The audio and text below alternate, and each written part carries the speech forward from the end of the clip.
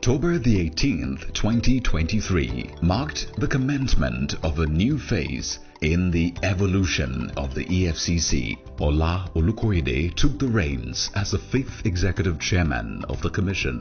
While his choice by President Bola Tinubu as EFCC chair took some by surprise, Olukoyede assumed office with clear ideas on the direction he wanted to steer the commission.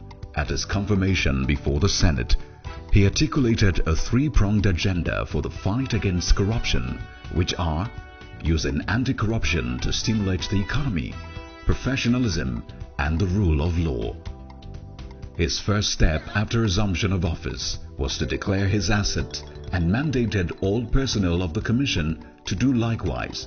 It was the first signal that it would not be business as usual. Every one of us will declare our assets.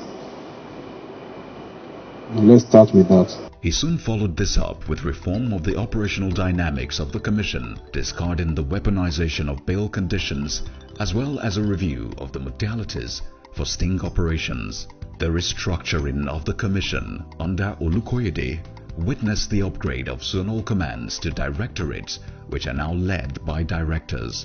Two new departments were equally created: the Department of Security and the Department of Fraud Risk Assessment and Control. The latter is charged with reinvigorating the Commission's prevention mandate by proactively fighting corruption in ministries, departments, and agencies. The reform-minded anti-graft Caesar Olukoyede also prioritized aggressive asset tracing and recovery. So far, a total of 248,750,049,365 naira 52 kobo, 105,423,190 dollars 39 cents, 53,133 pounds 64 pence, 172,547 euros 10 cents, 1,300 Indian rupees, 3,400 Canadian dollars, 74,859 Chinese yuan, 740 Australian dollars, 170 United Arab Emirates dirham, 73,000 Korean won, 70,821,375 West African CFA, 50 South African rands monetary assets were recovered. Also, a total of 3,455 convictions were recorded in the year under review.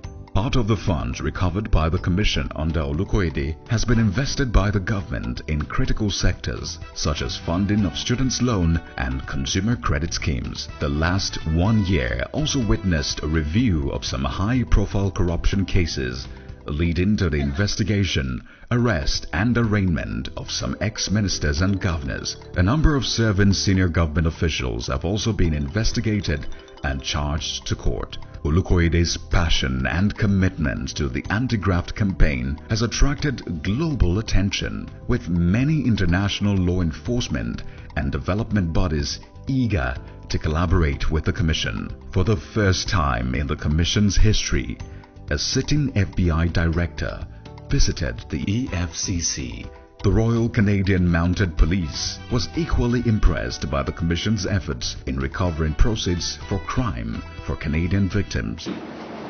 We are here today to witness the handing over of the assets recovered on behalf of the Canadian victims, victims of cybercrime. And this has taken, the operations have taken a couple of years, and eventually it has resulted to substantial recovery. Olukoyede, as president of NASIWA, is rallying the whole ECOWAS in fighting corruption and illicit flow in the region. He pledged to use the anti-corruption tool to stimulate the economy with no lip service. Earlier in the year, when currency racketeers brought pressure on the Naira, Olukoyede set up a special task force on the Naira abuse and currency racketeering. The task force went after illegal currency traders and racketeers. The effort complemented the CBN moves to shore up the value of the Naira. The Commission also launched an audacious campaign against Naira abuse, with both enforcement action and sensitization campaigns in the media. The arrest and prosecution of some celebrities sent a forceful deterrent message. While he has done well on all fronts, Olukoyede is still worried about youth's involvement in cybercrime. Some of the measures taken by the Anti-Graft agency include the hosting of religious dialogue on cybercrime and the launch of interfaith manuals in January of 2024. Fully integrated and broad-based sensitization programs for youths at schools and at different forums, therapeutic sessions with cybercrime suspects in the Commission's custody, signing of a Memorandum of Understanding with Flutterwave to establish a cybercrime center at the new EFCC Academy. Though Olukoyede is driving preventive frameworks against cybercrime and other acts of corruption, his works on enforcement modalities are also strong. To this end, several arrests, arraignments and convictions of internet fraudsters have been made in the last 1 year. As a commission, it's obvious that the narrative has significantly changed.